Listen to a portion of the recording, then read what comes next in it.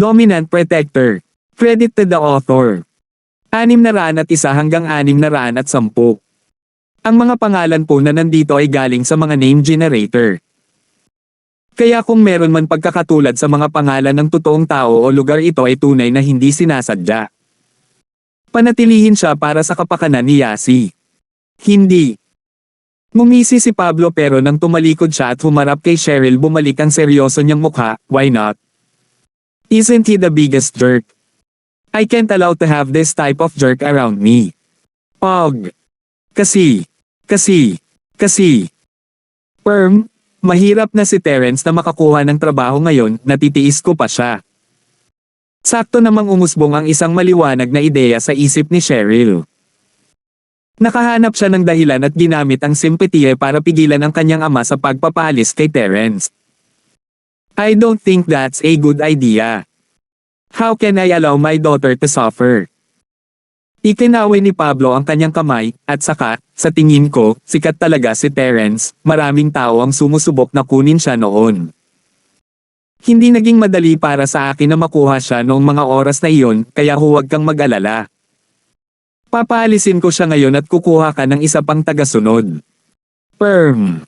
Hindi mo rin magagawa yun. Nagpanik si Cheryl. Hindi. Bakit? Tiningnan ni Pablo ang kanyang anak na may kahina-hinalang mga mata. Pog. Kasi. He might be hateful pero medyo matagal na kaming nagkasundo ni Yasi. Sa wakas ay nakahanap ng isa pang dahilan si Cheryl. Daddy, you have to know, I dislike strangers, right? It's very hard for me to accept another complete stranger. Tsaka, tapat pa rin si Terence, hindi siya nagnanakaw. Paano kung mas masahol pa sa kanya ang susunod na follower, magiging bangungot iyon? Haha, Cheryl, makatwiran ang iyong pag-aalala. Pumalaklak si Pablo, pero, don't worry, I've got an ideal person in mind. Junior siya ni Uncle Fredo, bodyguard din siya pero nagtrabaho siya sa ibang bansa at kababalik lang niya, jobless. Ipapakilala sana siya ni Uncle Fredo sa akin, kaya naniniwala ako na maaasahan siyang tao. Hindi dapat problema. Ganun ba? I don't think it's a good idea, ani Cheryl. Naman. Bakit? Tanong ni Pablo. Pog. Kasi. Ngayon ko lang nasabi, diba? We might know this guy but I can't interact with strangers well. Nahirapan din ako nung umpisa kay Terence. What if I'm not able to focus on my studies after all the changes that I'm not used to? Sabi ni Cheryl. Rest assured. Kilala mo si Uncle Fredo, right? I'll let Uncle Fredo protect you and the new guy to protect me. Ngumiti si Pablo. You should be fine with Uncle Fredo, right? You will not feel distant with him, diba? After all, he watched you grow up. Pog. Uncle Fredo. Nalaman ni Cheryl na katanggap-tanggap si Uncle Fredo, ngunit hindi niya alam kung bakit hindi niya magawang bitawan si Terence habang sinasabi niya, I think Terence is still the best option. How? Bakit siya pa? I thought you hate him to the bone. Natarante si Pablo. Actually, it's because nahulog na si Yasi kay Terence. Masasaktan si Yasi kung matanggal si Terence. Naisip ni Cheryl dahil siguro sa babaeng ito, si Yasi. Dahil kay Yasi ayaw niyang paalisan si Terence, nagustuhan ng dalaga si Terence. Nanlaki ang mga mata ni Pablo bilang tugon na hulaan na niya ang isasagot noon pa, ngunit hindi niya alam na magdedahilan pa si Cheryl. Nahulog si Yasi kay Terence. Bakit Yasi? Hindi ba si Cheryl? Ang isang ama ay palaging magiging ama sa kanyang anak na babae. Nakita ni Pablo na lumaki ang kanyang anak na babae, at nakita niya na ang kanyang pag-uugali at ang kanyang saloobin kay Terence ay nagbago. Ang kanyang instinct ay nagsabi sa kanya na si Cheryl ay nahulog kay Terence, ngunit alam niyang ang kanyang anak na babae ay hindi pa sigurado sa kanyang nararamdaman, kaya nagpasya siyang kausapin ng personal ang kanyang anak, sinusubukang maunawaan ang sitwasyon. Noong una, ang ideya ng pagpapaputok kay Terence ay para lang subukan ang reaksyon ng kanyang anak, ngunit ang mga palusot ni Cheryl ay nagiging mas makatwiran hanggang sa punto na kahit si Yasi ay kinaladkad papasok, ito ay naging dahilan upang sumakit ang ulo ni Pablo. Nahulog si Yasi kay Terence. Akala ko ba may girlfriend na si Terence? Ipinagpatuloy ni Pablo ang kanyang pagsisiyasat. Ito. Oo, kaya ko sinasabing si Terence ay isang mapot na jerk. Mayroon siyang napakagandang babae sa bahay, ngunit nakikipaglandian pa rin siya sa ibang mga babae.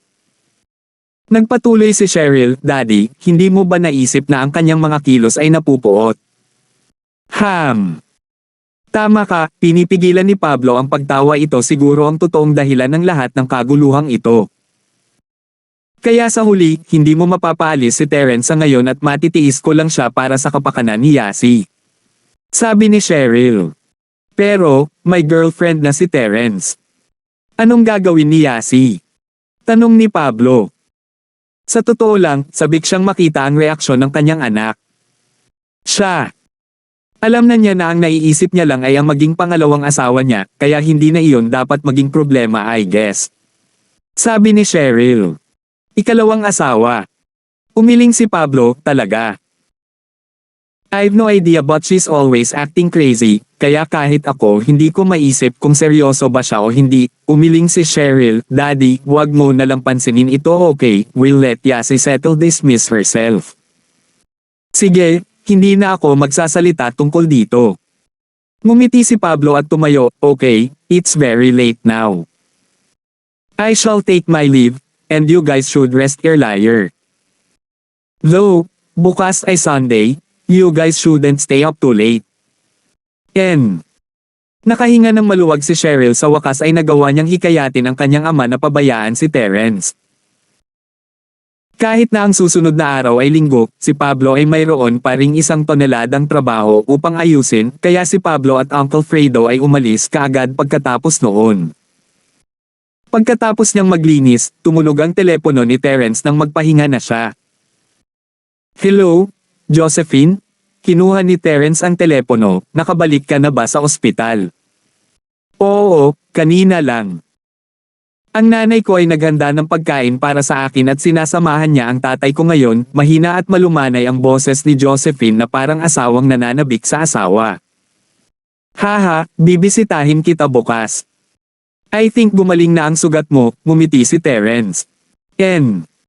Hinawakan ni Josephine ang sariling noo, hindi naman masakit, napakabiso ng gamot. Gabi na, bakit hindi ka nagpapahinga? May nangyari ba dyan? Naghinala si Terence, hindi siya tinawag ni Josephine nang walang layunin. Ikaw. Sa bahay ni Cheryl ka ba tumutuloy ngayon? Nag-alinlangan si Josephine at nagtanong. Nandito ako, matapat na sagot ni Terence, wala man lang balak itago ang katotohanan. Oh. Alam ni Josephine na si Terence ay nasa bahay ni Cheryl, ngunit hindi niya maiwasang magtanong, kailangan niyang kumpirmahin muli sa kanya. Haha, huwag kang mag-alala, natutulog ako sa unang palapag at sila ay nasa ikalawang palapag, sabi ni Terence sa pagsisikap na aliwin siya. 602. Naniniwala ako sa iyo, hindi maganda ang pakiramdam ni Josephine, ngunit pinili pa rin niyang maniwala kay Terence. Kahit na talagang niloko siya ni Terence, parang wala naman siyang magagawa, di ba? Kung maayos pa ang mga bagay, walang saysay na labis niyang pag-isipan ito. I'll give you a detailed explanation tomorrow, we can talk about this over the phone. Go get some sleep, okay? Naramdaman ni Terence na papalapit na ang mga yabag ni Yasi. Bagamat palihim siyang lumalapit na kasing liwanag ng balahibo, walang paraan na ang tunog ay hindi umabot sa tainga ni Terence.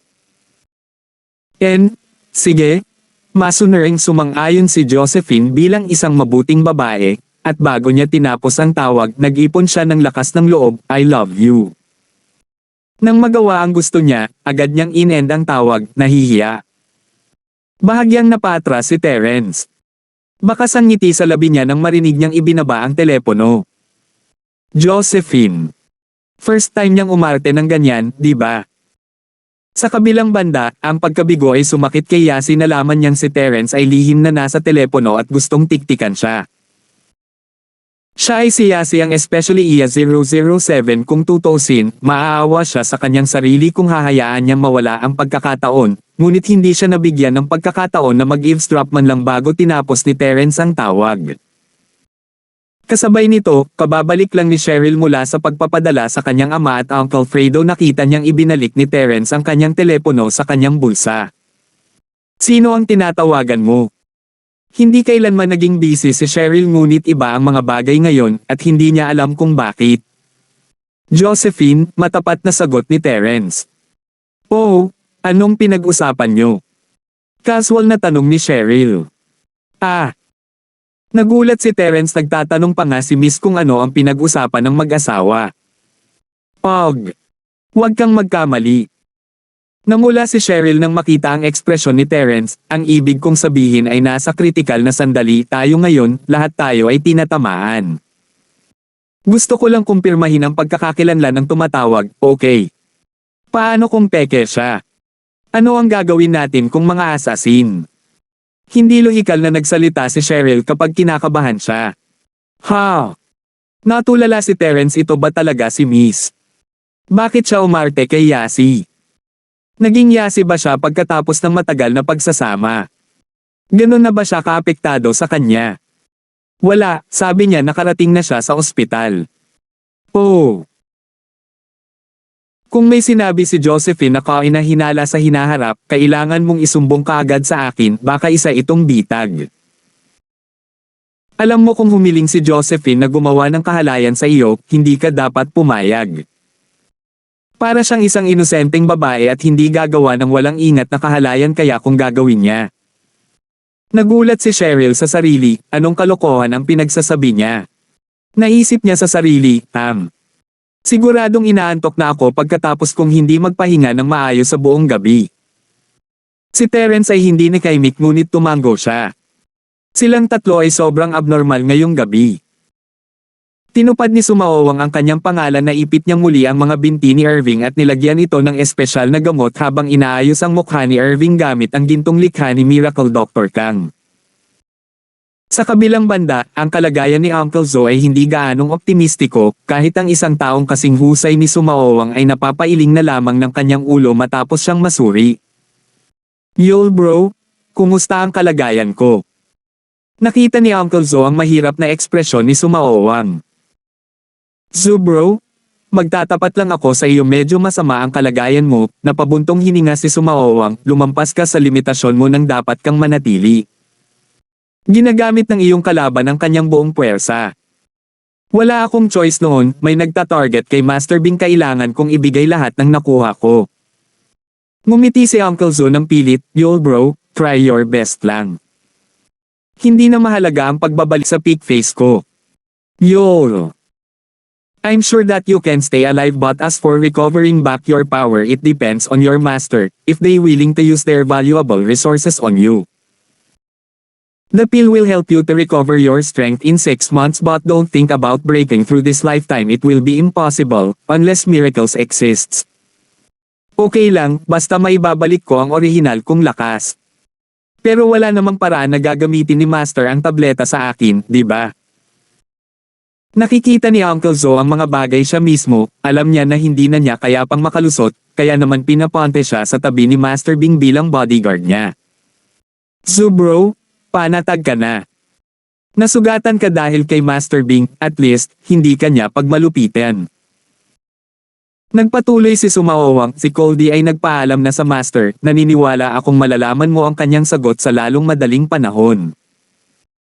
Pagkaraan ng ilang sandali, binigyan ng pahintulot si Sumaowang ni Glade, pinahintulutan siyang gamitin ng lubusan ng tableta upang pagalingin si Uncle Zo. Sa totoo lang, ang kabutihang loob ni Glade ay dahil sa sakripisyo ni Uncle Zo para protektahan si Master Bing. Walang paraan na mamaltrato si Uncle Zo pagkatapos niyang iligtas ang buhay ng sarili niyang anak na bastos. Ano kaya ang iisipin ng kanyang mga bodyguard kung hindi niya papansinin ang kalagayan ni Uncle Zo? Wala nang maglalakas loob na isakripisyo ang sarili nilang buhay kung nangyari iyon, kaya natural, hindi siya magiging tanga para gawin ang pagkakamaling ito. Nagdala rin si Coldy ng iba pang balita, ngunit ito ay para kay Irving. Tuwang-tuwa siyang tumakbo papasok sa silid, humihingal, Master Bing, magandang balita. Oh! Tell me about it, hindi na naramdaman ni Irving ang matinding sakit. Kanina pa siya nag-iisip ng plano para makapaghiganti kay Terence ngunit hindi pa siya nang ahas na maging walang ingat dahil hinahanap pa rin ng kanyang ama ang tunay na pagkatao ni Terence. Natukoy na ni boss na si Terence ay walang kinalaman sa mga nakatagong bahay na Maharlika. Ang salita ay kumalat ngunit walang mga nakatagong pamilya ang gumawa ng anumang aksyon at hindi rin nila siya inaangkin na kanila kaya't maaari nating tapusin na si Terence ay hindi mula sa alinman sa mga nakatagong bahay ng Maharlika. Sanay si Goldie na tawagin si Glade na boss, hindi master. Dahil sa pagtatapos ng araw, si Goldie ay isa sa mga kinatawan mula sa isang nakatagong Maharlikang pamilya siya ang may pananagutan sa pagpapanatili kay House Hale at dahil sa pamamahala ng negosyo, nasanay na siyang tawagin si Glade bilang boss. Talaga. Galing. Dahil hindi siya mula sa mga tagong pamilya, hindi na dapat maging problema ang pagpuksa sa buhay niya sa mundong ito. Si Irving ay nasa Cloud9, malawak ang kanyang ngiti, sa wakas ay mabayaran ko na siya ngayon. Master Bing, hiniling ni boss na huwag kang ma-overexcite. Maaaring hindi siya bahagi ng tagong bahay, ngunit kailangan nating kumuha ng higit pang impormasyon tungkol sa kanya bago tayo makapaghiganti. Patuloy ni Goldie, halimbawa, siya ba ay nag-iisa o may kasama siyang gang? Ang pagkuha ng impormasyong ito ay pipigil sa amin na makatanggap ng higit pang gulo pagkatapos patayin ang isang magulo lamang na tao. Higit pang investigasyon. Isang kislap ng inis sa mga mata ni Irving. Sa katunayan, kahit sino ay may inis ngayon pagkatapos masira ang kanilang mukha at bali ang mga binti gusto nilang punitin si Terence, walang duda. Si Irving ay hindi isang exception na wala ang kanyang dating kalmado, at napuno ng layuning pumatay, get your ass moved now. What's the point of telling me this bullshit when I can't even start my revenge? Good news, my ass. 603. Oo, Master Bing. Kukuha ako ng ilang impormasyon tungkol kay Terence mula kay Pablo mamaya, sabi ni Goldie na may gulat. Mas mabilis. Kung hindi makikipagtulungan si Pablo, maging marahas sa kanya. Kailangan kong makuha ang impormasyon ni Terence sa lalong madaling panahon, hindi na ako makapaghintay na pira-piraso pa siya. Sumugod si Irving. Makatiyak ka, Master Bing, alam ko na ang gagawin. Pinunasan ni Goldie ang malamig na pawis sa kanyang noo habang tumatango. Isa pa, nandyan pa ba ang Irving skyscraper ko? Nang maalala ni Irving na ang kanyang gusali ay pinatag ni Terence naramdaman niyang muling bumalik sa kanya ang kahihiyan. Ang katatapos lang na gusali ay ganap na sinabotahe, kaya nawalan siya ng mukha. Nawala ang kanyang reputasyon at pagmamalaki sa harap ng mga young masters ng Starfield at maging ang kanyang proyekto sa paglilipat sa mga slum ay naantala at tuluyang nasira. Wala pa silang opisina ngayon, ang paglipat sa mga slum ay parang nakakita ng pay sa langit. Bagaman, maaari na nilang simulan ang paggiba sa mga slum na sa puntong ito, wala man lang silang mga manggagawa para muling itayo ang mga slum, kaya ano ang silbi ng paglipat nito? Ang gusali ng Irving ay ganap na na-flatten, ang posibilidad ng pagpapanumbalik ay 0%. Sabi ni Goldie na may galit ang gusaling ito ay pinondohan niya at ni Gerald pagkatapos ng lahat at ito ay ganap na na-level sa araw ng pagkumpleto. Ito ay isang napakalaking pagkawala. Flattened. Why don't you start build a new one right now? I really mean now. Once, immediately, get me another newly constructed building. Gusto kong makita ang gusaling iyon bago ako tuluyang makalabas sa kwartong ito. Si Irving ay naiinip ang mawala ng bagong gusali ay isang kahihiyan. Pog. Master Bing, imposibleng makapagtayo ng bagong gusali sa ganong kaikling panahon. Nagbibiro ka ba siguro sa akin, kailangan ng oras para muling maitayo ang isang gusali? Nasa mahirap na posisyon si Goldie. Kaya nga binibigyan kita ng oras, 10 hanggang 20 araw akong mau-ospital. Sa oras na makalabas ako sa ospital na ito na naka-wheelchair, kailangan mo muna akong bigyan ng tore bago iyon. Tanong ni Irving. Master Bing, 10 hanggang 20 araw ay kulang lang. Hindi ba? Ikaw. Pinahihirapan ako. Mapait na ngiti si Coldy. 10 to 20 days are more than enough. Nanood ako ng video sa internet, ilang araw lang napatayo ang building nila. Kung nagagawa nila, bakit hindi mo kaya? Are you doing this for a show? Umirap si Irving at sumigaw. Pog. I'll try then. Kagat-kagat lang ni Coldy binalak niyang hanapin ang video at kunin ang grupo ng mga constructor na nagpatupad ng imposible. Ilipat. Inip na ikinaway ni Irving ang kanyang kamay. Lumabas si Coldy sa lumulutang na cloud bar, nanlungo hindi na siya ang namamahala sa bar, may ilang tao na ngayon na nakahihigit sa kanya. Si Master Bing ay anak ng kanyang amo, kaya natural, mas magkakaroon siya ng autoridad kaysa sa kanya. Ngunit hindi rin siya nang ahas na tawirin sina Uncle Zo at sumaowang para siyang errand boy sa harap nila. Coldy bro, kamusta? Nakita ni Janong ang madilim na mukha ni Coldy. Huwag mo nang banggitin, Terena, sundan mo ako sa Pablo Industries. Nagpa siya si Coldy na ayusin muna ang sitwasyon ni Terence dahil ang buong proseso ay mas simple kaysa sa pagtatayo ng tore sa loob ng 20 araw. Kahit na hindi niya makumplito ang gusali sa tamang oras, kahit papaano, makakabalik siya kay Master Bing na may background ni Terence. Darating.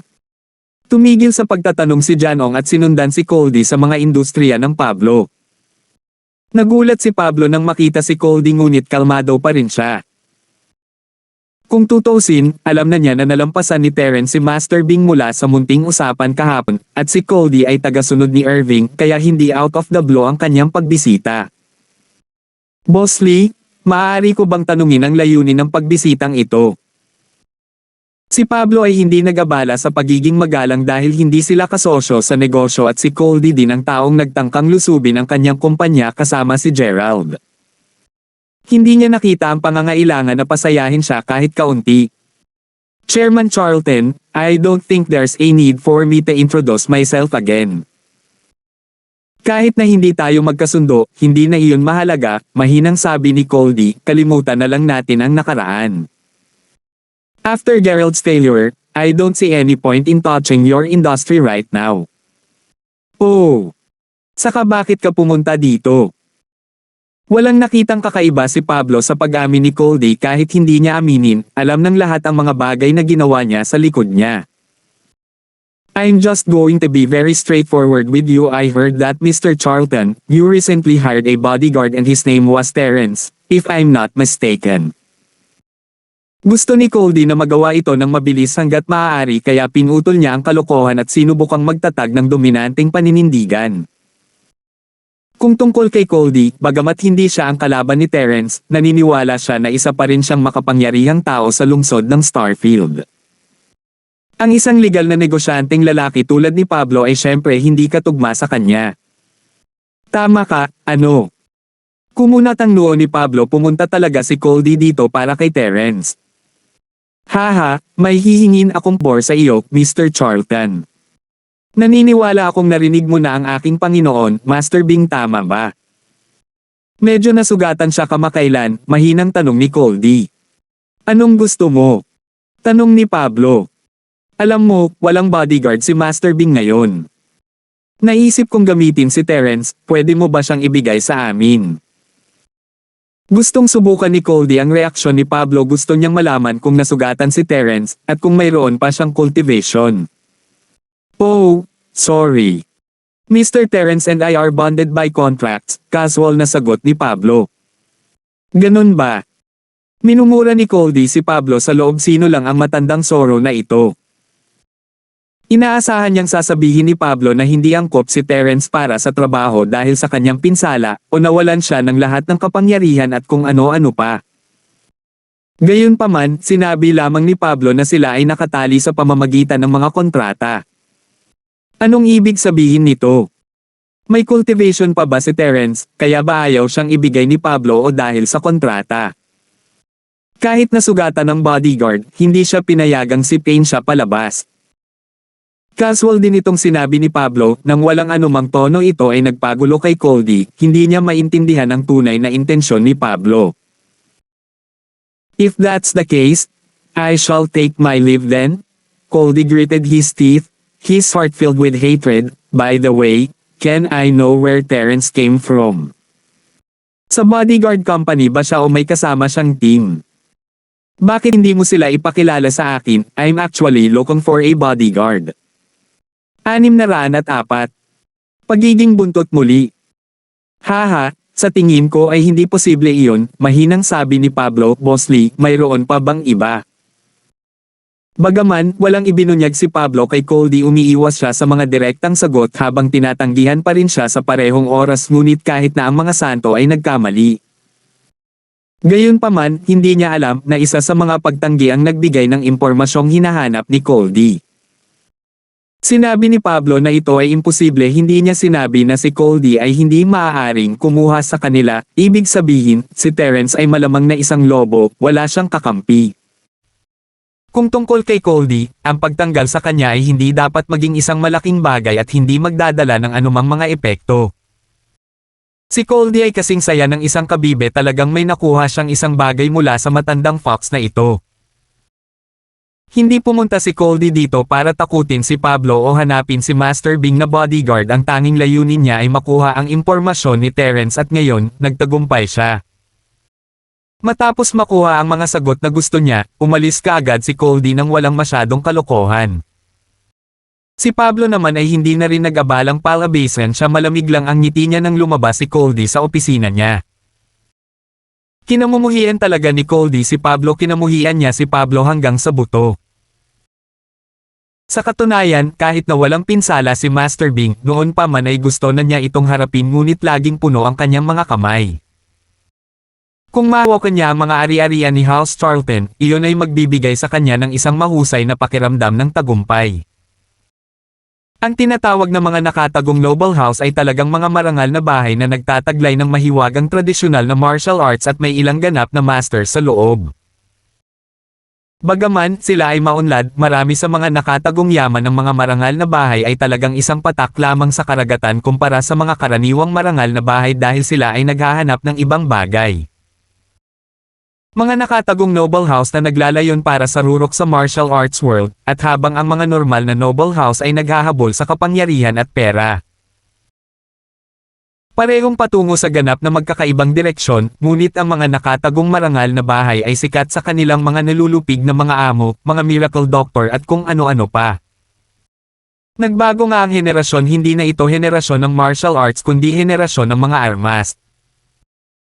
Para sa mga armas, ang isang normal na tao ay matatakot sa isang baril, sila ay madaling takutin, ngunit kapag ang isang tao ay nakatutok ng baril patungo sa isang master, ang mga bagay ay ganap na naiiba. Ang isang master na may isang klase na mas mataas kaysa sa ginto ay madaling makaiwas sa isang bala, sila ay labis na napagtagumpayan na maaari pa nilang patayin ang tao bago ang gatilyo ay mahayla. Kaya sa kahulugan na iyon, ang isang baril ay halos isang laruan lamang sa mga masters na iyon. Siyempre, ang artillery, missiles, canyon, at tangke ay epektibo laban sa kanila. Kaya lang ang mga sandata na ito ay hindi madaling makuha, kaya ang mga normal na maharlikang bahay ay hindi magkakaroon ng pagkakataong makuha ito, at ilang napakalakas na bahay sa ilalim ng mundo ang nakaagaw sa kanila. Dahil ang mga nakatagong noble house ay nakatuon sa martial arts, kailangan ng malaking halaga upang mapanatili ang mga ito ang dahilan kung bakit naglalaway si Coldy sa mga industriya ng Pablo kahit na hindi masyadong nasaktan si Master Bing. Pagkatapos umalis sa mga industriya ng Pablo, tinawagan ni Coldy si Master Bing upang iulat ang mabuting balita. Tungkol sa kung paano haharapin siya, gayunpaman, hindi ba ang alinman sa kanyang negosyo sina Uncle Zo at Sumawawang ay kailangan para sa kanyang paghihiganti, at habang ang pagpaplano ng paghihiganti ay maaaring mag-aksaya ng ilang oras, kailangan pa rin nilang pag-usapan ito. Tiyak na magiging maayos ang mga bagay-bagay hanggat walang mga alyansa o malakas na taga-suporta si Terrence. Matapos makumplito ang isa sa kanyang mga gawain, gumaan ang pakiramdam ni Coldy, ngunit hindi siya huminto sa kanyang bilis, nakipag-ugnayan siya sa mga constructor. Ang pagtatayo ng skyscraper sa loob ng ilang araw ay parang may pay sa langit. Sa karamihan, naisip niya na kung ang mga manggagawa ay nagtatrabaho ng 24 na oras na walang tigil, 20 araw ay maaaring pamahalaan. Gayunpaman, ang sweldo ay dapat ding paramihin natural, ang sweldo ng pagtatrabaho sa umaga at sa gabi ay ganap na naiiba. Ngunit si Coldy ay walang pagpipilian, si Master Bing ay nagbigay na sa kanya ng kanyang mga utos walang paraan na hindi niya ito masuway, tanging kamatayan lamang ang naghihintay kung mangyari iyon. Kinailangan ni Coldy na i-channel ang mga pondo na ibibigay niya kay Glade kahit nalaman ni Glade, wala siyang magagawa sa kanya dahil ang pera ay ginasto sa kanyang anak. Binalak ni Terence na bisitahin si Josephine sa umaga ngunit ginaisang siya nina Cheryl at Yasi noong madaling araw. Terence, samahan mo kaming bumili ng ilang exercise book. Sabi ni Cheryl. Pog. Naghinala si Terence na rinig ba ni Cheryl na sinabi niya kay Josephine na bibisita siya bukas. Bakit pa siya gustong bumili ng mga reference books ng biglaan? Karaniwan, hindi sila lalabas ng bahay kahit isang hakbang kapag weekend.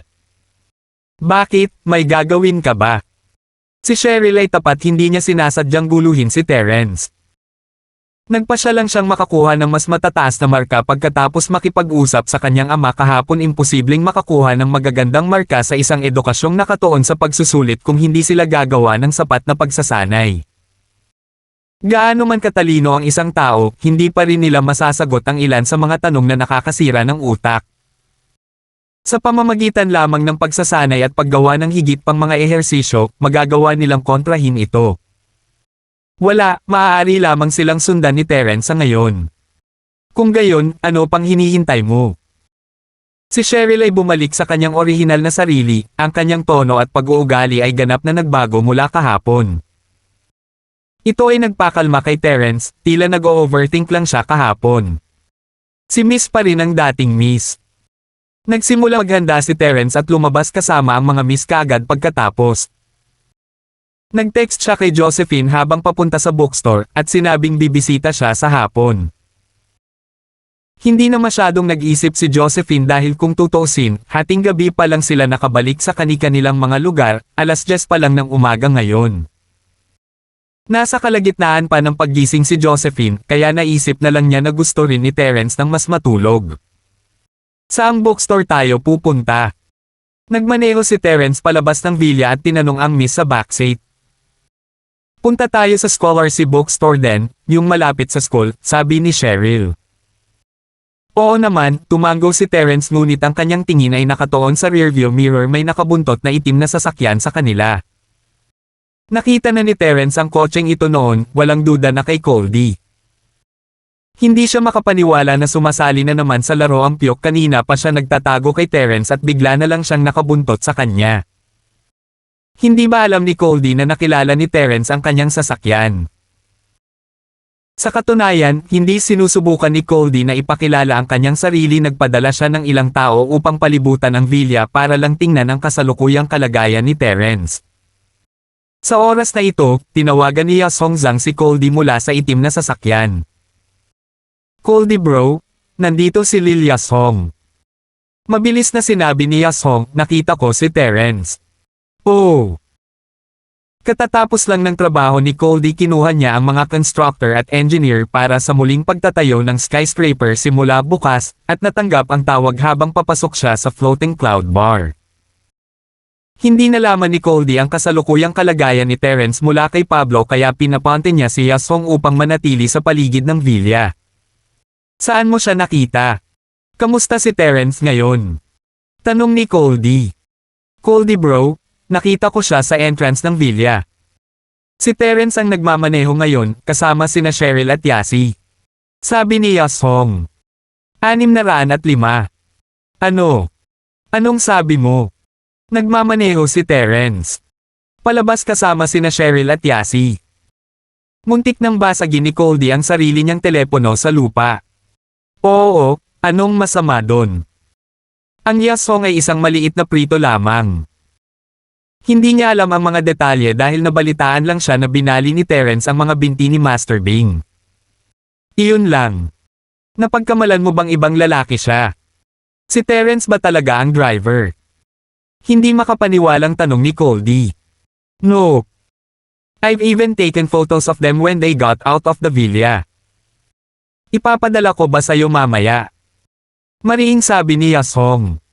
Nagtaka siya sa labis na tugon ni Coldy. Ayos lang ba siya? Iba ba ang tingin niya sa'yo? Si Coldy ay hindi maaaring sumuko habang siya ay naghagis ng higit pang mga katanungan. Oo, nagda-drive siya ngayon. Dapat okay siya, di ba? Sagot ni Yashong. Ipadala mo sa akin ang litrato. Nagsalubong ang kilay ni Coldy. Iyon ay walang katotohanan. Siya ay dapat na nakahiga sa kama, kalahating patay ayon kay Uncle Zo at sumaowang. Paano pa siya makakalabas kasama sina Cheryl at Yasi, at maging ang nagmamaneho? Okay, dapat ko bang ituloy ang paghabol sa kanila? Tanong ni Yashong. Hindi, hayaan mo sila. Hindi interesado si Coldy sa kanilang ginagawa. Gusto lang niyang malaman kung paano ang kalagayan ni Terence. Oh, sige. Sagot ni Yashong. Ipinadala ni Yashong ang larawan kay Coldy at ipinaalam sa driver ang tungkol sa plano. Nang papaalisin na sila ni Terence sa susunod na pagliko, nalaman niyang wala na ang sasakyan sa likod. Umiling si Terence. Dahil hindi na sila sumunod sa kanya, tinatimad na rin siyang abalahin ang mga ito. Pagkatapos ng lahat, si Coldy ay walang masyadong magagawa laban sa kanya. Natanggap ni Coldy ang mga larawan pagkatapos niyang tapusin ang tawag. Tama si Yashong. Si Terence ay papalabas ng villa kasama ang mga miss at siya ang nagmamaneho.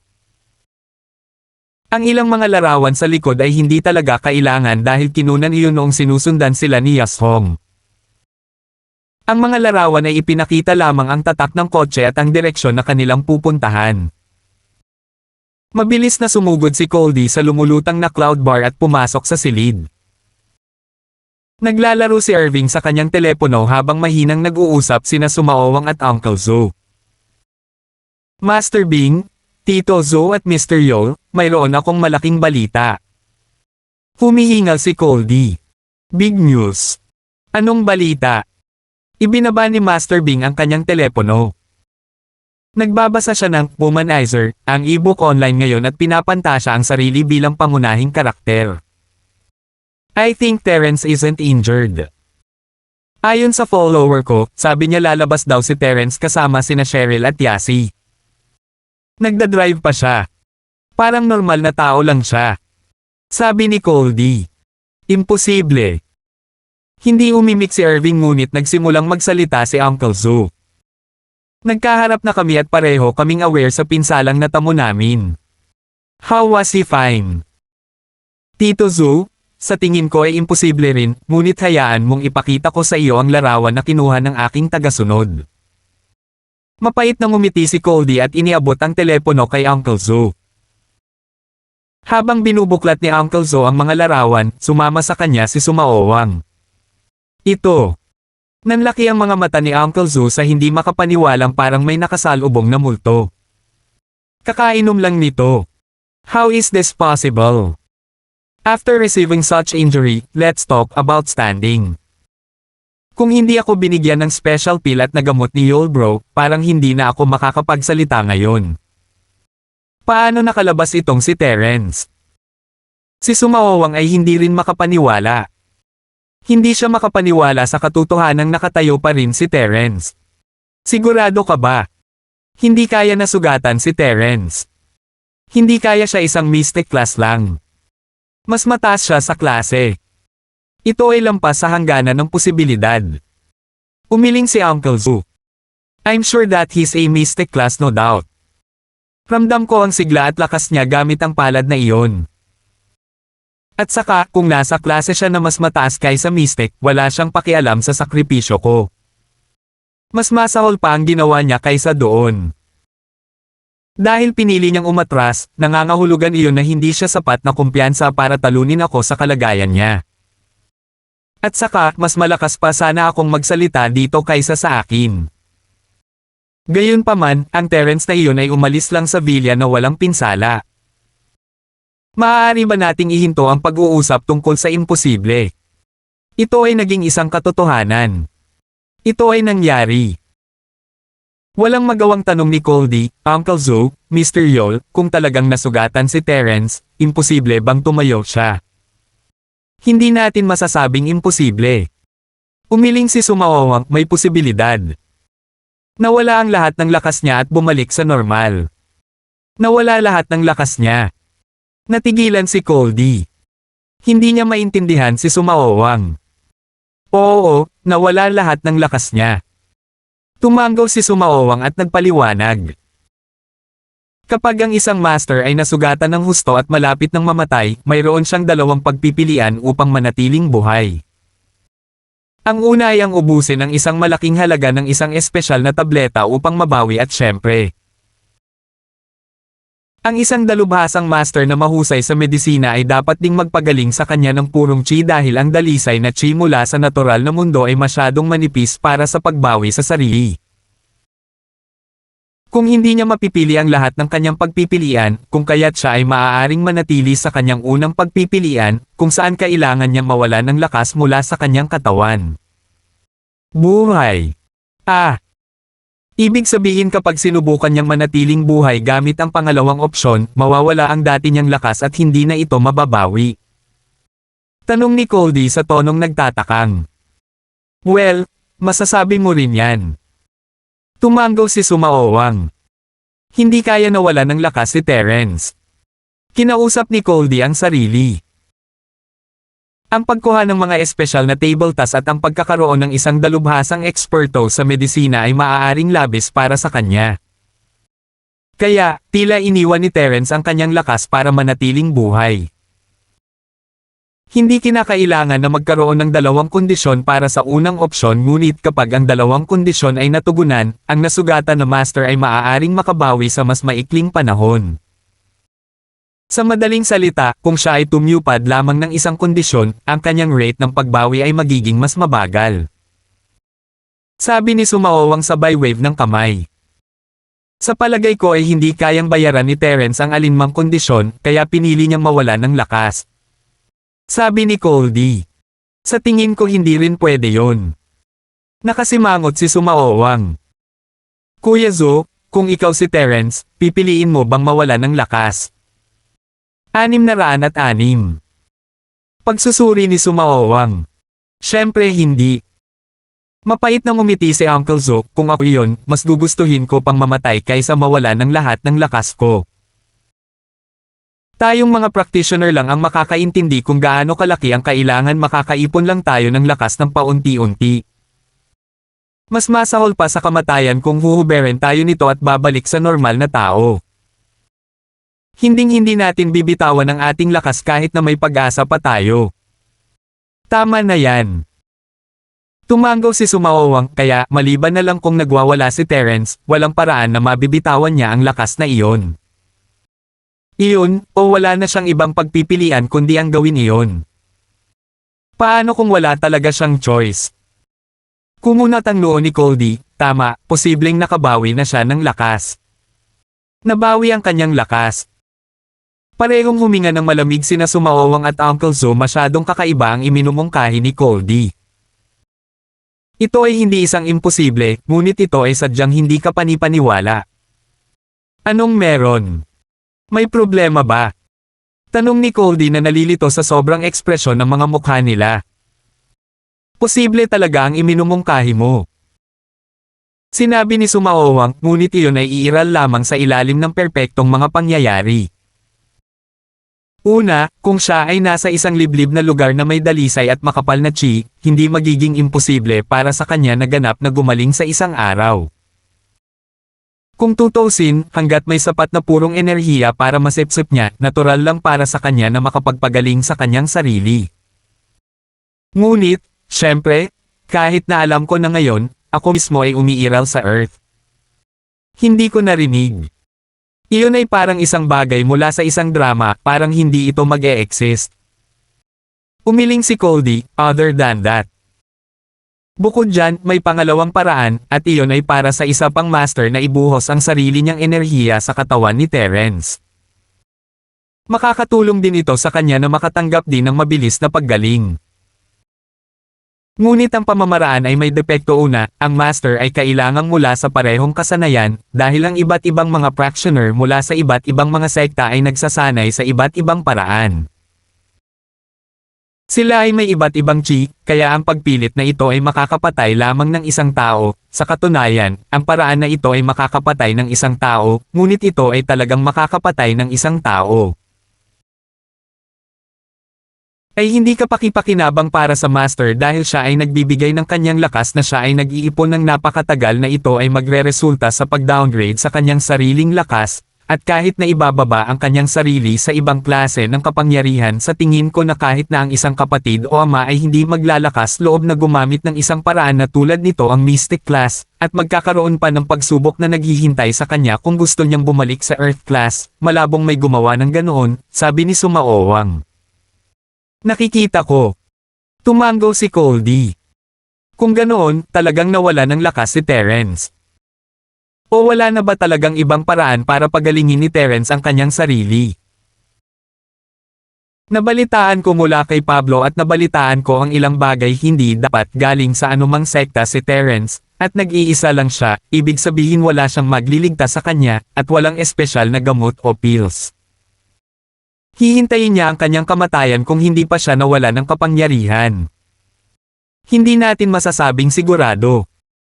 Umiling si Sumaowang, anyway, this really is a very odd situation. Tama. Ang Pablo na iyon, nakakainis siya matagal na akong nag-uudyok at wala siyang pinababayaan. Galit na sabi ni Coldy. Okay, let's stop talking about Terence, what's the point? Hindi mahalaga kung nakabawi na siya sa kanyang lakas sa pakikipaglaban o hindi, lalabanan ko siya kahit na ano. Naiinip na si Master Bing. As long as wala siyang big shot para suportahan siya, ayos lang. Sisiguraduhin kong mamamatay siya sa harapan ko. Itong si Pablo din sa narinig ko, pinaninindigan din niya si Terence, di ba? Wala naman akong planong gawin sa kanya, pero kung hindi niya tinitingnan ang sitwasyon at tinutulungan niya, kailangan lang namin siyang harapin ni Terence. Oo naman. Tumango si Coldy bilang tugon, Mr. Yol, Uncle Zo, paano natin haharapin si Terence? Ang sitwasyon ni Brother Zo ay nangangailangan ng isang taon kaya kung ano man ang plano natin, hindi dapat siya kasama, sabi ni Sumaowang, gayunpaman, kahit na gumaling na si Brother Zo, hindi ko pa rin irerekomenda na direktang harapin si Terence. Oh! Sumaowang, di ba mistiko ka rin? Hindi ka naman natatakot kay Terence, di ba? Sabay na lang kayong dalawa sa kanya, walang paraan na matatalo kayo, tanong ni Irving. Master Bing, totoo ngang mystic ako, pero kaso kakaiba ako. Mapait na sabi ni Sumaowang. Mayroon akong lakas ng isang mistiko, ngunit sa pamamagitan lamang ng medisina. Ito ay naiiba sa mga practitioner na nagsanay sa pamamagitan ng pagkuha ng chi ng natural na mundo. Dagdag pa, ang aking larangan ay isang uri ng suporta na nakatuon sa pagliligtas ng mga buhay, hindi pagkuha sa kanila. Nakikita ko. Tumango si Master Bing, medyo nababagabag. Kung ganoon, paano natin siya lalabanan? Wala na ba tayong magagawa sa kanya kahit naging regular na siyang tao? Hindi totoo yan, hindi kami sigurado kung nawala ba talaga ang kakayahan niya. Paano kung may dala siyang sinaunang miracle pill, at kinain niya ang tableta para palitan ng kalahating taon na pahinga, na agad na nabawi ang kanyang lakas? Umiling si Sumaowang. May ganun ba? Dilat na dilat ang mga mata ni Irving. Ito ay isang malaking mundo, walang sinasabi kung ano ang umiiral. Sabi ni Sumaowang. Mukhang walang katuturan, ngunit nakakita ako ng mga katulad na tableta sa mga sinaunang talaan, na tinatawag na Great Recoverer Pill at Lesser Recoverer Pill. Ang mahusay na tableta ay agad na nagpapagaling sa nasugatan na tao pabalik sa kanilang pinakamataas na lakas, at ang mas maliit ay nagpapataas ng bilis ng pagbawi. Ang pagkonsumo ng mas maliit ay hindi ibabalik sa iyo ang iyong lakas sa pakikipaglaban gayunpaman, at syempre, kailangan mong dahan-daang mabawi ang mga ito. Hindi ko alam kung nag-e-exist pa sila. Pero paano kung meron nga si Terence kung ganoon ay nasa napakahirap na posisyon tayo kung direktang makikipagtalo tayo sa kanya. Totoo, tumango si Coldy. F***, wala na ba talaga tayong gagawin? Medyo nasar si Irving sa pagsusuri ni Sumaowang ano ba ang lahat ng ito. Siguro pwede muna tayong gumawa ng move kay Pablo. Biglang nagningning ang mga mata ni Coldy. Dahil ang sitwasyon kay Terence ay medyo komplikado, maaari na lang muna nating puntiryahin si Pablo. Sa pamamagitan nito, masusubok din natin ang tubig kung gaano kalakas ang taglay ni Terence ngayon. Kung talagang naka-recover siya, siguradong tatalon siya, at kung hindi, dahil hindi pa. Tama. Natuwa si Irving sa mungkahi, tama, maaari muna nating puntiryahin si Pablo. Iyon nga, ngayon ay dapat nating pag-usapan kung paano natin ito gagawin.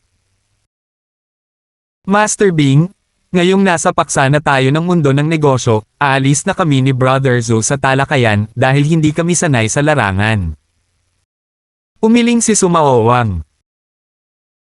Ang iba't ibang mga landas ay sumasanga sa ganap na magkakaibang mga lugar, hindi niya maaaring itapon ang mga walang batayan na mungkahi kay Master Bing habang siya ay ganap na hindi kwalipikado. 607. Totoo yan. Magpahinga na kayong dalawa. Coldy, sabihin mo sa akin ano ang susunod nating hakbang. Tanong ni Irving. Hanam. Napaisip si Coldy, dapat nating piliin ang pinakamahinang lugar ni Pablo at bigyan siya ng kritikal na tama. Pagkatapos ay mabilis nating makikita ang bottom line ni Pablo at gayon din kung nakabawi na si Terence. F***, kung pwede lang natin silang harapin ng magkasama, naiinis na talaga ako. Si Irving ay nasa isang kawaila hilakbot na mood kamakailan siya ay nabalian ng kanyang dalawang binti, at kailangang manatili sa kama buong araw pagkatapos ng lahat. Maraming negosyo ang Pablo Industries. Dapat nating i-target ang isa na hindi gaanong matatag at protektado, ngunit ang pinakamadaling pagdudahan ng mga problema. Nagsimulang bamulong si Coldy. Hindi nakialam si Master Bing kung tutuusin, hindi siya kasing alam ng Coldy pagdating sa Pablo Industries. Hindi niya alam kung ano ang mga negosyo nila, kaya nagpa siya siyang hintayin na lang si CEO na mag-ambag ng mga ideya. Janong, pasok ka. Sinabi ni Coldy pagkatapos na walang pag-unlad sa kanyang sarili.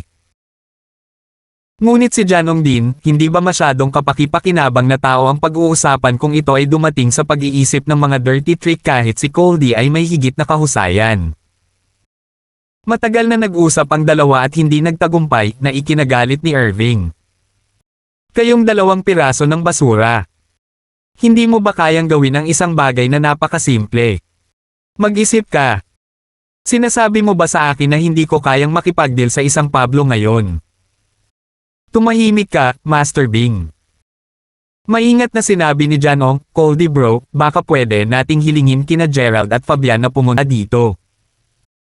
Dati si Gerald ay kabilang sa Pablo Industries, kaya mas alam niya kaysa sa atin. Si Fabian ay isang makulimlim na tao, masyadong mapapadali ito sa mas maraming tao. Ano sa palagay mo, Master Bing? Tama yan Coldy, bilasan mo tawagan silang dalawa at dalhin mo sila dito. Sabi ni Master Bing nang hindi man lang iniisip. Ayaw na niyang maghintay pa ng isang segundo, kailangang mamatay si Terence sa lalong madaling panahon. Agad na sumugod sina Gerald at Fabian sa lugar nang matanggap ang tawag ni Master Bing. Alam nila kung ano ang ginawa ni Terence kina Uncle Zo at Master Bing, ngunit hindi nila akalain na ang bata ay mabubuhay ng mas matagal. Ito ay si Master Bing ang kanilang pinag-uusapan, walang paraan na mabubuhay si Terence pagkatapos mabali ang mga binti ng isang taong ganoon. At kaya nalaman nilang dalawa na tama ang kanilang hula nang sabihin sa kanila ni Coldy ang kanilang plano na labanan ng Terence at Pablo Industries. Nakikitungo kay Pablo. Marami akong pamamaraan. Agad na sabi ni Gerald. Kung pinag-uusapan natin ang isang bagay na makakaakit ng atensyon ng media at masisira ang pangalan ng Pablo Industries, maaari tayong magsimula sa paaralan. Ang paaralan. Ika-4 na paaralan ng Starfield. Tumigil si Coldy. Tama, high school yan. Sinabi ni Gerald, sa ngayon, ang anumang bahagyang masamang mangyayari sa mga mag-aaral sa paaralan ay magiging malaking balita. Ang media ay kukuha dito, at ang publiko ay magsisimula na ring umatake, na tinatawag si Pablo na isang itim na pusong negosyante na nagsasakripisyo ng mga estudyante para sa tubo. Depende sa kung ano ang bagay nito, ito ay ipinagkaloob na ito ay magiging mahirap. Tama na yan. Nagningning ang mga mata ni Coldy sa sinabi ni Gerald. Kung may gagawin sila sa paaralan ni Pablo at hahayaan ang isang bagay na kakila-kilabot na mangyari, magagalit ang mga magulang. Ito ay isang malaking sakit ng ulo para kay Pablo. Ngunit ano ang maaari nilang gawin upang maging sanhi ng gayong problema? Magpatuloy, sabihin sa amin kung ano ang dapat naming gawin. Tumango si Irving na may papuri, iniisip na hindi masamang maging tagasunod si Gerald. Natural, ang nagiging sanhi ng mga problema para sa paaralan ay nangangahulugang magdulot ng mga problema sa mga estudyante doon. Sinabi ni Gerald, gawing gumuho ang ilang mga istruktura at durugan ang ilang mga mag-aaral, o kumuha ng ilang mga gangster na pumunta sa paaralan upang putulin ang ilang mga mag-aaral, o magkaroon ng isang napakapangit na guro na gumagawa ng mga kakila-kilabot na bagay sa kanilang mga mag-aaral. Ito ang lahat ng mga bagay na sisira sa reputasyon ng paaralan. Ngunit, hindi ba ang mga bagay na ito ay medyo hindi praktikal? Kumunat ang noo ni Irving, mga gumuguhong istruktura. Nag-iisip ka bang gawin ang ginawa ni Terence, na direktang sirain ang gusali? Mga gangster. Nagdadala ba tayo ng sarili natin? Iyan ay magdadala ng gulo pabalik sa atin. At ang mga halimaw na guro, imposible talaga iyon, walang sino man ang magsasapanganib ng kanilang buhay sa ganoong paraan, hindi mahalaga kung gaano karaming pera ang ibinayad mo sa kanila. Ako. Tuyong tumawa si Gerald, medyo nakaramdam ng awkward. I was just giving some examples, we'll still need to discuss the details. Master Bing, naiintindihan ko na itong si Mr. Sumaowang ay dalubhasa sa pagpapagaling, ngunit hindi ba't sanay din siya sa pagkalason? Biglang nasabi ng tahimik na si Fabian. Lason. Natural dalubhasa si Sumaowang sa iba't ibang kasanayan sa medisina. Ang pagkalason ay laro ng bata, tumango si Irving. Hanam. Master Bing, baka kaya lang natin yan. Malaking paksa ang mga estudyanteng nalason sa pagkain, sabi ni Fabian, ang pagkalason sa pagkain, kung tutuusin, ay masasabing resulta ng walang kakayahan na regulasyon sa paaralan, at maaari pang ang baluktutin para sisihin ang pangitim na diskarte ng Pablo Industries, na ang pagbebenta nila ng expired na junk food ay maaaring maging sanhi ng pagkain ni Terence o Cheryl kung swerte tayo. Perpekto. Napakagaling, matandang song, napakagaling talaga. Sinimulan siyang purihin ni Irving nang marinig ang ideyang, napakagandang ideya, sasamahan natin yan. Sumawawang, Cusikli, gumawa ka ng lason at lason sa karinderya ng Starfield sa Sports School. I don't know why it's a Starfield Sports School, in the Ross instead of Starfield's first school, all of a sudden. Ibang school ba ang pag-aari ni Pablo? Nagpalit ba ng pangalan ang author? Sa ngayon ay susundin ko na lang ang original. Ang paggawa ng lason ay magiging simple, ngunit sino ang lason sa pagkain? At saka, matutuklasan ba tayo pagkatapos ng pagkalason? Iyan ang pag-aalala dito. Natural na walang problema si Sumaowang sa paggawa ng lason, ngunit hindi iyon ang inaalala niya. Problema iyan. Tama, matandang song, hindi ba ang anak mo sa paaralang iyon? Bakit hindi natin siya hayaang magpose ng pagkain? Sabi ni Irving habang nakatingin kay Fabian. Ha? Natigilan si Fabian, nagulat. Paano niya maibibigay ang ganoong gawain sa sarili niyang anak? Ito ay magiging bilangguan para sa kanya kung ang mga bagay ay pumunta sa timog. Siya ay nagkaroon lamang ng isang anak na lalaki na kahit isang bato lamang ang naiwan. Hindi niya maaaring hayaan siyang kunin ang panganib na iyon. Master Bing, iyon ay. Ang pagpayag sa aking anak na gawin ito ay. Ano, hindi ka payag. Kumunat ang noo ni Master Bing, nag-aalala na hindi kita mabayaran. Hindi iyon. Sabi ni Fabian, natatakot na si Master Bing ay nagsisimula ng magalit kaya lang kung magkamali at masangkot ang mga pulis. 608. Nako, yan ang iniisip mo. Kukuha na lang tayo ng scapegoat pagdating ng panahon. Sabi ni Master Bing na may masamang tingin sa bawat isa. May kasama ba kayong ganyan? Well, I do. Gayunpaman, kung wala siyang kinalaman sa Pablo Industries, maaaring hindi ito bilhin ng mga pulis kahit na siya ang gumanap bilang scapegoat. Dahan-dahang sabi ni Goldie. Master Bing, I have someone. Isa siyang malayong kamag-anak at kung mag-aalok kami ng sapat na halaga, gagawin niya. Siya yung tipong itatapon ang buhay niya para sa pera. Sabi ni Gerald pagkatapos ng ilang pag-iisip. Ang pinakamahalagang bagay ay mayroon siyang ilang kasaysayan kasama si Pablo. Hanam, not bad. Napagdesisyonan na.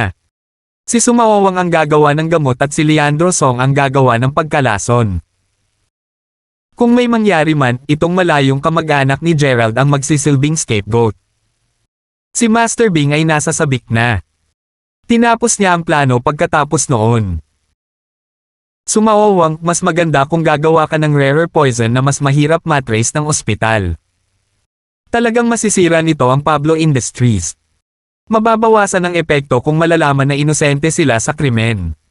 Huwag kang mag-alala, Master Bing. Confident na sabi ni Sumawawang. Iilang tao lang ang nakakakita sa aking mga lason. Tinawag akong hari ng medisina dahil sa isang dahilan. Inialay ko ang aking buhay sa aking pagsasaliksik. Sa buong buhay ko, natalo lang ako sa isang nag-iisang tao na nawala ng mahigit 10 taon na ngayon. Natural na mayroon si Sumawawang kung ano ang kailangan nito. Sa lahat ng mahuhusay na doktor ng mga nakatagong bahay, si Sumawawang ang nangunguna. Walang maglalakas loob na mag-claim na siya ang pinakamahusay, kahit na tinawag ni Sumawawang ang kanyang sarili bilang numero 2. Ang kanyang husay din ang dahilan kung bakit nailigtas si Uncle Zo sa kabila ng kanyang mabigat na pinsala. Manam, mabuti naman. Alam ni Master Bing kung gaano kahusay si Sumawawang sa simula. Hihintayin natin na magising si Leandro Song mula sa ospital bago isagawa ang plano. Matandang Song, huwag mo nang masyadong pag-isipan iyon. Hindi ko hahayaang malugi ka. Hindi ba kulang sa kidney si Leandro? Titingnan ko ang pagkuha sa kanya ng kidney nitong mga araw na ito. Salamat, Master Bing. Agad namang natuwa si Fabian. Ang pagkawala ni Leandro ay palaging nasa isip niya at ang pangako ni Master Bing na maghanap ng mapagkukunan ng kapalit na bato ay ang pinakamagandang balita na natanggap niya ngayon. Si Terence, natural, ay walang ideya sa mga taong nagpaplano laban sa kanya. Kahit alam niya, ngumiti lang siya. Sumawawang. Isang hari ng medisina na nangangailangan pa ng gamot ng gininto ang paglikha ni Miracle Doctor Kang para sa isang pinsala. Paano nagkaroon ng ganito karaming walang hiyang mga tao sa mundo? Talagang hindi dapat maliitin ng isang tao ang mga kababalaghan na makikita mo sa napakalawak na lugar. Ipinarada niya ang sasakyan sa ilalim ng Scholarship Bookshop at sinamahan ang 2 miss sa shop. Nagpunta sina Cheryl at Yasi sa high school student section na hindi interesado kay Terence. Kahit na hindi siya makapasok sa kolehiyo, ilalagay pa rin siya ni Pablo sa parehong paaralang papasukan ni Cheryl. Hindi naman siya Cheryl at wala siyang pakialam kung pumasok siya sa kolehiyo sa pamamagitan ng sarili niyang pagsisikap o hindi. Sa halip na tumingin sa mga libro sa buong araw, mas gugustuhin niyang magsaliksik sa isang bagay na mas mahalaga. Siya ay medyo abala pagkatapos ng lahat. Pupunta ako sa medicine section. I'll wait for you guys to finish over there. Inabisuhan ni Terence si Cheryl. Okay.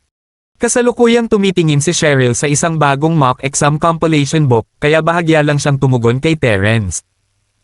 Nakatuon din si Yasi sa isang libro, ngunit tumugon kay Terence gamit ang isang wave ng kanyang kamay bilang tugon na nagpapahiwatig na nakuha niya ito.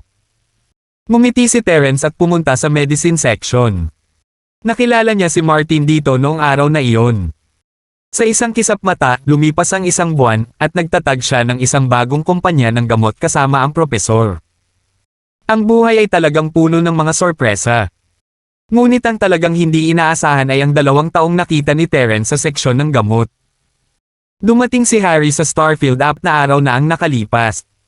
May misyon siya sa kanyang mga kamay at iyon ay ang tamaan si Francine. Kailangan niyang mapalapit sa kanya at kunin ang Pill of Life Extension at Toxin Cleansing recipe mula kay Martin. Natural, hindi niya akalain na si Martin ang gumawa ng recipe. Sa pagkakaalam niya, si Martin ay kapareho ng kanyang lolo Miracle Dr. Kang. Malamang na nakilala niya ang ilang master ng medisina sa ilalim ng isang hindi sinasadyang pangyayari at nakuha ang recipe mula sa kanya. Bilang eksperto sa pananakit sa mga babae, natural na hindi basta-basta tatakbo si Harry kay Francine sa ospital at bibigyan siya ng mga bulaklak. Masyado na itong luma at hindi niya akalain na sasagutin ni Francine ang oo kung ipagtapat niya ang kanyang pagmamahal sa kanya. Ayon sa pananaliksik ni Harry, si Francine ay walang karanasan sa mga relasyon. Matatakot lang siya kung gagawin niya iyon. Kaya naman, nagpasya siyang lumikha ng isang hindi sinasadyang pagkikita sa isang naaangkop na lugar para magmukhang nakabangga lang siya nito. Kung nakilala niya ang kanyang sarili sa ganoong paraan, ang pagkakataon na mabantayan siya ni Francine ay napakababa. Ngunit ang paglikha ng pagtatagpo na iyon ay isang hamon. Siya ay nakabitin sa harap ng bahay ni Francine sa huling 4 na araw ngunit hindi nagtagumpay. Hindi naman siya nahirapang malaman kung saan nakatira si Martin, ngunit habang nakikita niya si Francine, hindi niya kayang lapitan at hampasin siya, hindi ba? Tatawagin lang niya itong isa sa mga lalaking iyon at hindi iyon ang gusto ni Harry. Palaging ginagamit ni Francine ang commuter car para pasok sa trabaho. Iyon ang naging routine niya. Si Harry ay walang bukas na makukuha. Kung gumamit siya ng pampublikong bus o taxi, halimbawa, makakatagpo pa rin siya kung nagkataon. Pero isang commuter car. Hindi siya staff ng ospital, kaya hindi na siya makakasakay. Pinagkakaabalahan talaga siya nito. Tinawag niya ang kanyang sarili na master seducer, ngunit 4 na araw na ang nakalipas at hindi pa siya nakikipag-ugnayan sa target. Ngunit nang magsimula siyang mainas, lumitaw si Francine. Umalis siya sa kanyang bahay at hindi siya patungo sa trabaho. Sabado noon at day off niya. Paglabas ng kanyang bahay ay sumakay siya ng bus at nagtungo sa Scholarship Bookshop. Naramdaman ni Harry na darating ang kanyang pagkakataon. Kaya, sumakay siya ng taxi at sinundan siya hanggang sa bookshop. Itinuro niya ito sa seksyon ng gamot bago simulan ang kanyang plano kung paano niya ito lalapitin. Natural, hindi alam ni Francine na may sumusunod sa kanya. Hindi siya bihasa sa especially iya o anumang bagay na katulad niyan. Hindi niya mapapansin. Pumunta siya dito ngayon para kumuha ng ilang librong ihahanda para sa kanyang pagsusulit sa Eastern-Western Medicine. Ang kanyang major ay nursing noong siya ay nasa paaralan, ngunit siya ay nag-aral din sa Eastern-Western na propesyon ng medisina dahil sa katotohanan na ang kanyang sariling lolo ay isang pambihirang doktor ng Pasko ng pagkabuhay. Pinili niya ang menor de edad para hindi mabaigo ang kanyang lolo. Ngunit naramdaman niyang hindi siya nababagay sa propesyon na iyon katapos niyang magtapos. Kaya, pinili niyang maging nurse sa halip. Nabigo ito kay Martin, ngunit wala siyang sinabi. Pagkatapos ng lahat, siya ay isang babae, at hindi siya naglagay ng malaking pag-asa sa kanya, sa simula. 609. Hindi naisip ni Francine na pumasok sa partikular na espesyalisasyon na ito dahil gusto niyang dumalo sa mga pagsusulit ito ay ganap na dahil kay Terence. Alam niya na si Terence ay hindi sa ilalim ng kanyang lolo sa medisina, at na siya ay talagang mas mahusay kaysa sa kanya. Nag-aalala na baka kulang siya sa mga karaniwang paksa kay Terence sa hinaharap, nagpasya siyang kunin ang paksa. Siyempre, hindi niya sinabi sa kanyang lolo o sa kanyang ama. Siya ay gumawa ng desisyon sa kanyang sarili. Sa sandaling iyon, si Harry ay nakaramdam ng panghihinayang sa hindi pagbabasa ng medisina. Sana ay may magandang paksa siyang gagamitin kay Francine, kung hindi, ito ay isang pambihirang pagkakataon din. Siya ay mula sa isang pamilya na sangkot sa medisina, kaya ito ang perpektong pick-up line. Ngunit walang ibang alam si Harry maliban sa kung paano manakit sa mga babae. Nagsimulang magpanik si Harry nang makita niyang nakahanap na si Francine ng librong babasahin paano siya lalapit sa kanya. Isang ideya ang biglang pumasok sa isip niya nang maalala niya na si Francine ay isang nurse. Hindi naman siya masyadong marunong sa medisina kung ganoon, di ba? At hindi ba't ang mga nurse lamang ang namamahala sa mga bagay na hindi mahirap matutunan? Mga bagay tulad ng pagbenta at pag-aalaga lamang sa mga gawain sa pangkalahatan. Hindi naman talaga kailangan na tumingin siya sa anumang libro sa bookstore. Tumingin muli si Harry sa kanyang paligid at napagtanto na medyo marami ang mga batang babae dito sa seksyon ng gamot. Dumaan ang isa sa kanila, at nakita ni Harry ang mga salitang Eastern Medicine Cosmetology bilang pamagat sa librong hawak niya. Nataman siya ng Realization Cosmetology. So nandito rin si Francine para dyan. Hindi ito nakakagulat. Kung tutusin, lahat ng babae ay nagmamalasakit sa kanilang hitsura, lalo na sa mga babaeng kasing ganda at cute ni Francine. Siyempre gusto nilang maabot ang mas mataas na taas ng kagandahan. Si Harry ay nakaramdam ng higit na kumpiyansa sa isiping iyon. Maaaring hindi niya alam ang gamot, ngunit hindi iyon nangangahulugan na alam ni Francine. Hanggat ginawa niyang medyo propesyonal at totoo ang kanyang sarili, sigurado siyang hindi masasabi ni Francine. Maraming mga libro ngayon ay peke rin, at ang mga nilalaman ay maaaring hindi palaging tama. Ang ilan sa kanila ay nagkakontrahan pa. Nagnganga si Harry ng ngipin at naglakad na may malalapad na hakbang at may ngiti sa kanyang mukha. Hi pretty, tumitingin ka ba sa mga libro ng cosmetology? Bukas ang libro ni Francine, kaya hindi makita ni Harry kung ano ang pamagat. Ipinalagay lang niya na ito ay isang cosmetology book, ang boses niya, confident, habang nagtatanong. Oh! Itinaas ni Francine ang kanyang ulo upang tingnan si Harry, muling itinoon ang kanyang atensyon sa libro matapos mapagtantong isa itong estranghero. Hey! Marami sa mga bagay sa mga librong ito ay hindi totoo, alam mo. Medyo libre ako ngayon, kaya bakit hindi ko sabihin sa iyo ng kaunti tungkol sa paggamit ng Eastern Medicine para sa cosmetology? Tiwalang sinabi ni Joming, hayaan mong ipakilala ko ang aking sarili. Ako si Harry, apo ni Miracle Dr. Kang. Miracle Dr. Kang. Natigilan si Francine. Narinig na niya ang pangalan noon, at alam din niya ang Golden Creation Medicine na nauugnay sa kanya.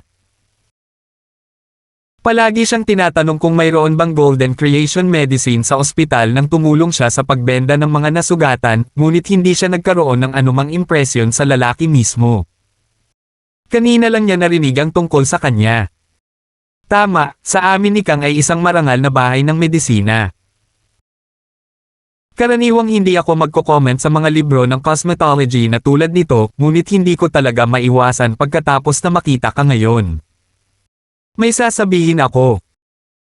Tuwang-tuwang sabi ni Harry, sa pag-aakalang naapektuhan niya ng husto ang babae sa pamagat na Miracle Dr. Kang. Kung susundin mo ang mga diskarte sa pagpapaganda sa mga scammy na librong ito, sisirain mo ang mukha mo. Hindi lang ako makatayo ng tahimik at hayaan kang gumawa ng ganoon sa isang mukha na kasing ganda mo. Oh! Kumunat ang noo ni Francine, medyo naiirite sa pagiging maingay ni Harry. Ayos lang, ayoko pa rin ng kahit anong pagpapaganda. Hindi yan magagawa. Isang babaeng kasing ganda mo dapat marunong mag-maintain ng kagandahan, tutal ang kagandahan ay pansamantala lang. Sinabi ni Halimning, isipin mo, ganito kakaganda ngayon dahil sa kung gaano kalakas ang kabataan, ngunit paano ang paglipas ng ilang taon? Ikaw ay magiging dilaw at matanda, ano ang gagawin mo? Pinandilatan ni Francine si Harry. Ano ang sinasabi ng taong ito, dilaw at matanda? Wala na ba siya sa isip niya? Ngunit si Francine ay isang mabait na babae, at hindi ito sapat para itapon siya sa galit. Kahit na hindi siya nasisiyahan kay Harry, tumahimik siya at nagpatuloy sa pagbabasa ng kanyang mga libro. Iniisip na aalis siya kung hindi niya ito papansinin. Ngunit ang lalaki ay hindi kailanman nag-iwan ng labi sa kanyang surprise. Sa halip ay nagpatuloy siya sa daldal. Kami sa pamilyang Miracle Dr. Kang ay bihasa sa cosmetology. Ang mga normal na materyales at sangkap sa mga aklat na ito ay talagang walang silbi kung gusto mong mapanatili ang kabataang iyon. Kailangan mo ng mas matibay na gamot. Halimbawa, Ganoderma, Snow Lotus, Sungay, Titi ng Tigre. Hindi alam ni Harry kung aling mga sangkap ang magagandang sangkap, ngunit dahil hindi rin alam ni Francine, nagpasya siyang itapon na lang ang ilan sa mga mamahaling bagay na narinig niyang pinag-uusapan ng mga tao noon. Namula ang mukha ni Francine nang marinig ang tiger penis, at medyo naasar siya. Ano bang pinagsasabi nitong lalaking ito? May mali ba sa ulo niya? Ngunit si Harry ay walang kamalayan sa sarili, sa pag-aakalang si Francine ay naantig sa kanyang kadalubhasaan at kaalaman sa medisina nang makita niyang namumula ang mukha nito. Mas naging masaya ang tono niya habang nagpatuloy, mayroon pa akong kalahating tigre na ari sa bahay ko, effective talaga pagkatapos kong kumain ng first half. Kung kailangan mo, I can bring it to you. Hindi napagtanto ni Harry kung ano ang hindi nararapat sa usapang ito ng pagkain ng titi, ang nasa isip lang niya ay ihagis ang lahat ng kanyang mga ari-arian kay Francine. Mayroon din siyang snow lotus sa kanyang bahay, ngunit kailangan itong gamitin sa skin beautifying golden creation medicine. Hindi naman siya ganoon katanga para ibigay lang iyon. Hindi na matiis ni Francine ang taong ito. Isinara niya ang libro at aalis na sana nang makita niya si Terence na nakatayo sa di kalayuan, na labis niyang ikinatuwa. Kumaway siya sa kanya, Terence. Nagkataon lang, nandito ka rin. Si Harry ay paspusang ipinapakita ang makapangyarihang mga ari-arian na pag-aari ng kanyang bahay nang makita niyang umalis si Francine patungo kay Terence, hindi bababa. Medyo nagalit ito kay Harry. Nakita ng buong pamilya ni Kang si Terence bilang isang kaaway pagkatapos ng lahat. Pagkatapos na si Jacob ay nagsimulang tumambay sa kanya, ang Kang house ay ganap na nagkagulo. Isang perpektong peel of life extension at toxin cleansing, at ang mga taong ito ay kailangan lang gawing malabo ang mga bagay.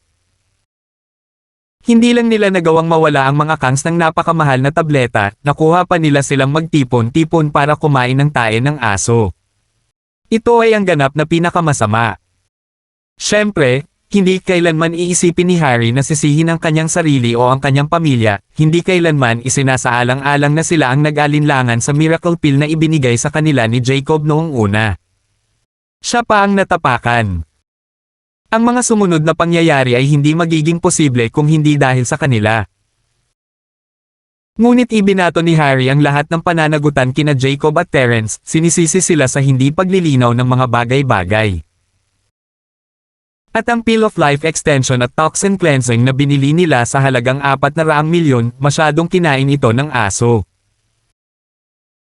Malinaw, ito ay dapat sisihin kina Jacob at Terence, pati na rin kung hindi dahil sa kanilang pagregalo ng unang tableta, ang mga Kangs ay hindi magkakaroon ng German Shepherd sa kanilang bahay noong una. Hindi na nila kailangang maghanap sa mga tae ng aso. 610. Hindi nila makukuha ang aso kung hindi dahil sa pananaliksik sa tae ng aso. Bilang karagdagan, ang tableta ay hindi makakain kung wala ang aso. May kasabihan na ang puot sa pagitan ng dalawang magkaaway ay tumitindi kapag sila ay nagkikita. Nang makita si Terence sa kanyang harapan, naramdaman ni Harry ang pagnanais na punitin ang kanyang katawan. Ano ang ginagawa ng lalaking ito? Palagi siyang nakapaligid kay Martin Larkins buong araw sa una at sa paligid din ni Celestine Olay. Bakit nandoon pa siya? Haha, nakatingin lang sa paligid. Bakit ka nandito? Masasabi ni Terence na sinusubukan ni Harry na lumapit kay Francine, bagaman hindi maintindihan ni Terence kung bakit. Bakit niya pinupuntirya si Francine? Hindi kaya walang ibang ginawa ang lalaki kundi ang habulin ang mga babae. Well, I'm here to buy some books. Namula ang mukha ni Francine nang maalala niya ang dahilan kung bakit niya binili ang mga librong ito noong una.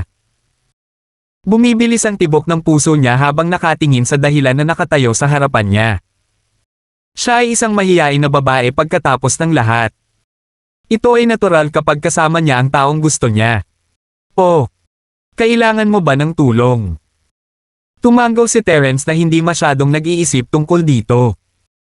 Si Francine ay apo ni Martin na nagtrabaho din sa isang ospital, kung tutusin. Walang kakaiba sa isang tulad niya na tumitingin sa mga medikal na libro. Ayos lang. Nakuha ko na sila. Mahinang sabi ni Francine. Sa kabilang banda, sobrang asar ni Harry, hindi niya maintindihan kung bakit laging nandyan si Terence para guluhin ang mga bagay-bagay. Ang isang perpektong pagkakataon para matamaan niya si Francine ay nasira dahil sa kanya. Pinanganak ba talaga ang lalaki para guluhin? Ginulo niya ang kaarawan ng kanyang lolo, sinira ang kanilang mga plano sa auction, at ngayon pa nga ay sumusubok na siya ng may hinahabol siyang babae. Lumagpas na ito sa linya. Tinuro niya ng daliri si Terence habang kausap niya si Francine. Hindi mabuting tao ang bastard na ito. Dapat lumayo ka sa kanya. Isa siyang napakalaking sinungaling at scammer. Isa pa, kinopya nila ang nangungunang recipe ng pamilya naming Kang. Ninakaw niya lang ang Golden Creation Medicine namin at gumawa ng Miracle Dr. Larkin's Injury Medicine. Nung gumawa kami ng limited edition version, he did the exact same thing. He's a plagiarizing copycat. Kahit na ang pangalang Miracle Dr. Larkins ay isang rip-off sa ating Miracle Dr. Kang. Siya ang hari ng pirating.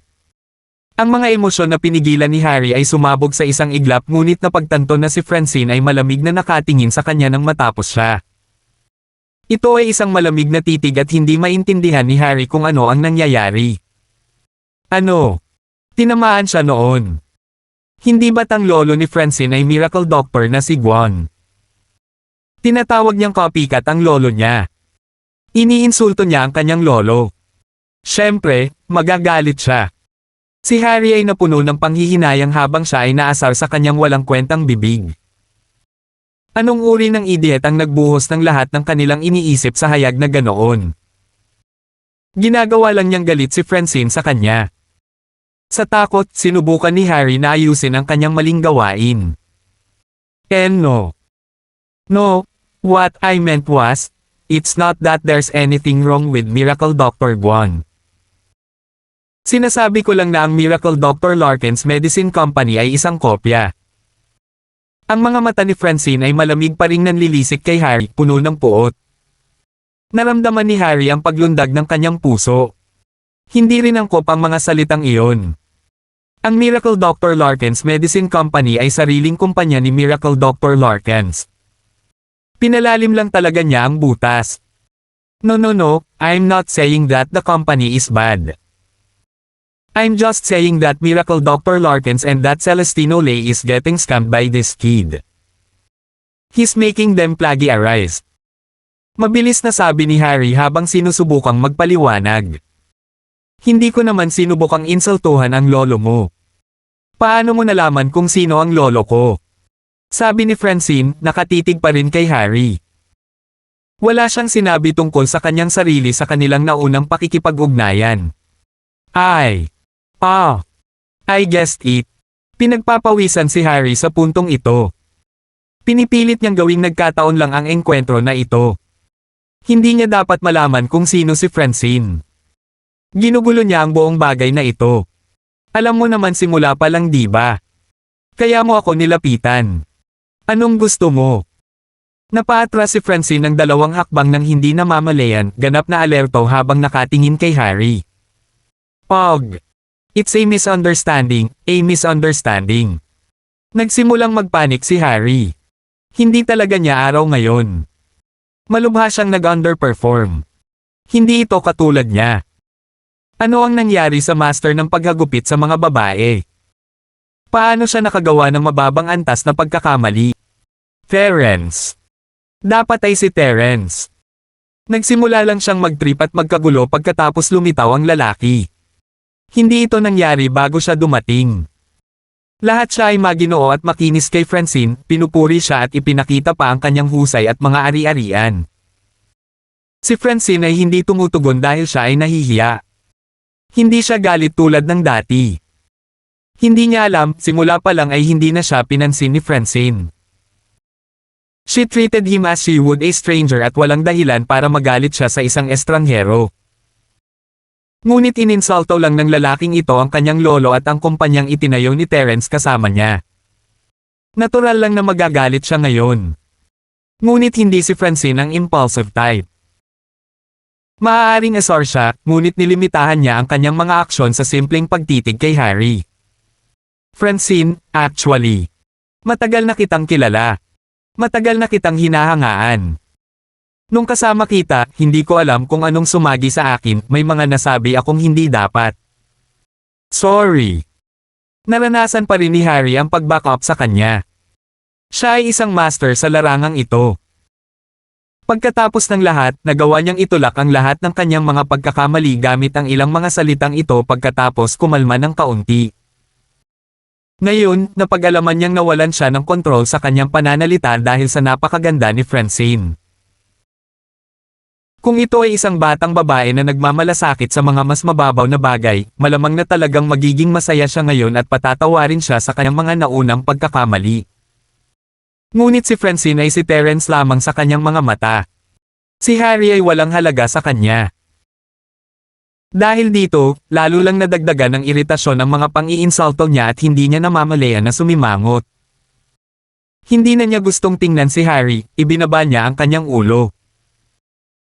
Nang makita siyang nakayuko ay nakumbinsi lamang si Harry na ang kanyang mga salita ay nagpahiya sa kanya. Kung tutuusin, madaling mahiya ang isang babae na hindi pa nagkaka-boyfriend. Kaya, naisip ni Harry na ito ang dapat mangyari kay Francine. Isa pa, nakagawa siya ng sapat na mabibigat na galaw ngayon. Ano pa at baka hindi nakayanin ni Francine? Well, Francine, I have something I have to do. I'm meeting my friend, so aalis muna ako. Sorry for today. Medyo nawalan ako ng composure, but still, I'll come to apologize for it personally one day. Hindi mapigilan ni Harry na humanga sa kanyang sarili. Hindi lang siya nag-sorry, umatras pa siya sa tamang oras at sabay na nag-establish ng susunod na meeting. Maaari na niya itong bisitahin ng opisyal ngayon. Hindi tumugon si Francine, hindi man lang nag-abala na tumingin kay Harry. Pagkaalis lang niya ay bumaling siya kay Terence, medyo nahihiya. Hindi ko siya kilala. Salamat po at sinamahan ninyo ako, ingat lagi mga master.